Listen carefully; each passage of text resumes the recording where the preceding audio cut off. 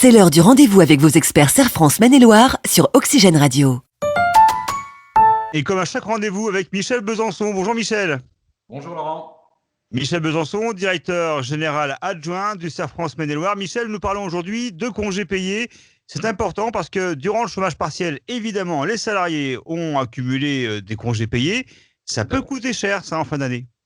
Oui, alors ça peut coûter cher, c'est-à-dire que les effets, on va dire, qu'on n'a pas totalement mesurés au départ de l'activité partielle, c'est que ce sont des jours chômés qui sont considérés comme travaillés sur le plan légal et qui amènent à des congés. Et ces congés se cumulent au fur et à mesure du temps. Alors quand on a eu une toute petite période d'activité partielle, c'est pas pénalisant. Quand on a sur des activités comme les bars, les restaurants, les hôtels, l'événementiel, les salles de sport, des activités qui ont été lourdement impactées et la mise en œuvre de l'activité partielle, eh bien, on a des salariés qui n'ont pas été présents et qui cumulent des jours de congé malgré tout. C'est pas du fait du salarié, c'est la loi. Et sauf que les activités partielles qui ont été mises en œuvre sont favorables pour l'employeur pour lui éviter un coût, sauf que les congés vont devoir être pris ou, je ne sais pas, en tout cas, vont devoir être gérés à terme et ça posait un vrai souci. Ça, c'est un peu comme les loyers. C'était un petit peu le souci depuis quelques semaines, quelques mois.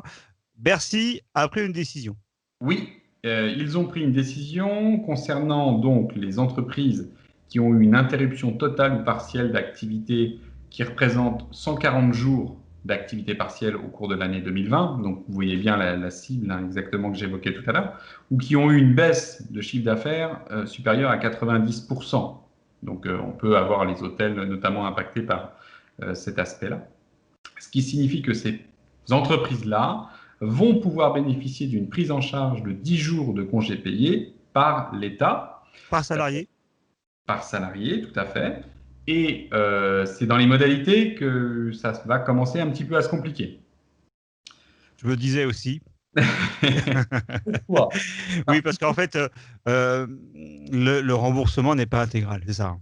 Alors, le remboursement n'est pas intégral. Et puis, il y a un petit problème, j'ai envie de dire légal, c'est que les jours de congé vont devoir être pris avant le 20 janvier. Alors, le 20 janvier étant début décembre, on se dit qu'on a le temps, effectivement.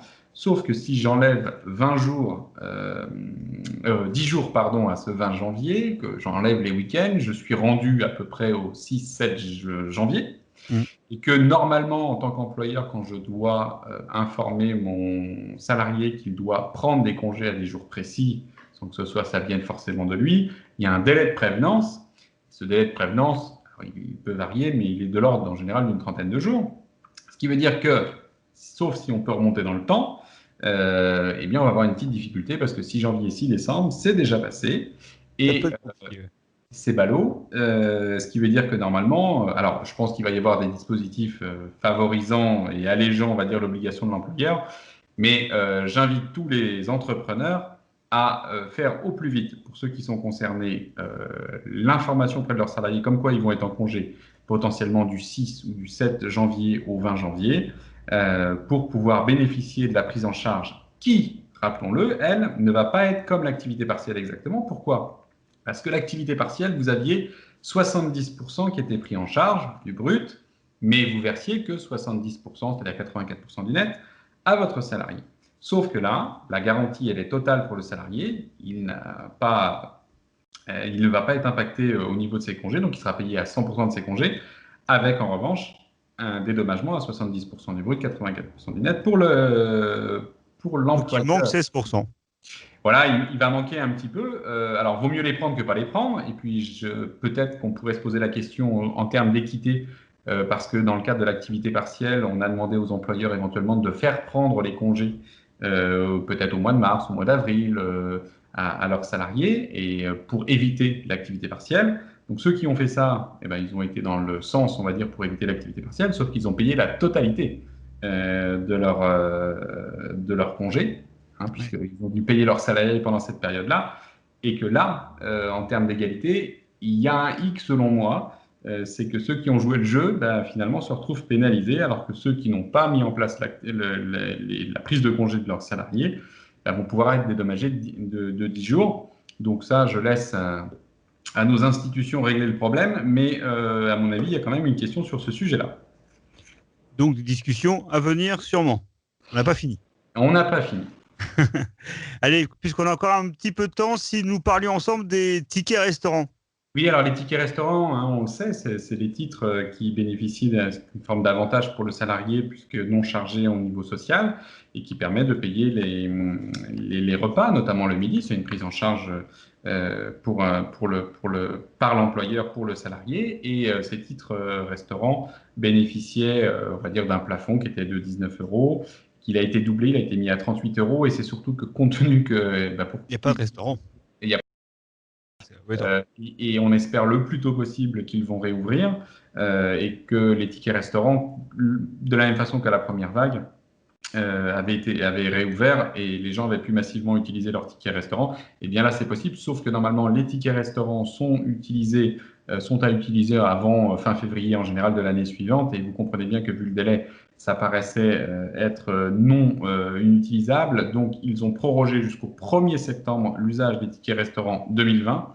Et ils ne seront utilisables sur ces plafonds de 38 € que chez les restaurateurs.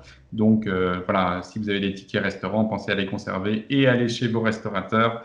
Dès que c'est réouvert, ils auront besoin de vous et ils font partie de notre vie économique. Donc je pense que ce serait important de retourner le plus tôt possible chez Merci beaucoup Michel Besançon. Allez, en aparté, comment ça se passe chez Serre France là en fin d'année? Tout va bien? Ça va plutôt bien. On est toujours sur le qui-vive en matière de réglementation parce que les textes sortent les uns derrière les autres. Les équipes sont, j'ai envie de dire, au taquet sur l'accompagnement des clients et puis surtout préparent la fameuse période qu'on évoque dans un cabinet comptable, la période fiscale qui commence à partir du 15 janvier avec un tunnel, j'ai envie de dire, jusqu'au 31 mai, voire 15 juin selon les années. Mais voilà, serein et surtout dans la logique de la réactivité pour nos clients qui ont besoin de nous en ce moment. Merci Michel et à très bientôt pour de nouveaux conseils Serre France Maine-et-Loire sur Oxygène. Au revoir. Au revoir.